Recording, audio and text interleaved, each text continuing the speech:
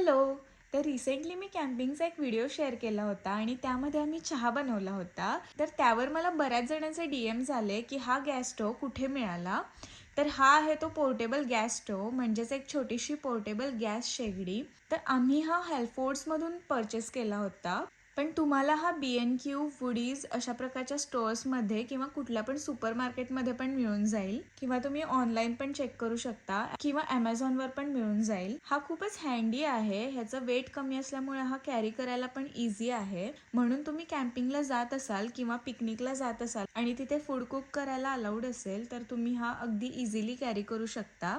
आणि त्याच्यासोबत हे असे छोटे गॅस कॅनिस्टर्स मिळतात. तर हे कॅनिस्टर्स अशा प्रकारे स्टोव्ह मध्ये फिट करायचे आणि एक कॅनिस्टर साधारण 1 तासापर्यंत चालतं. तर हे सिंगल पण अवेलेबल आहेत, सिंगल पण तुम्ही बाय करू शकता आणि असे 4चा पॅक पण असतो. आणि एक इंटरेस्टिंग गोष्ट म्हणजे इंडियामध्ये मोस्टली आपल्या घरांमध्ये गॅस असतात आणि बाहेर कॅम्पिंग किंवा पिकनिकला जाताना आपण इंडक्शन कॅरी करतो.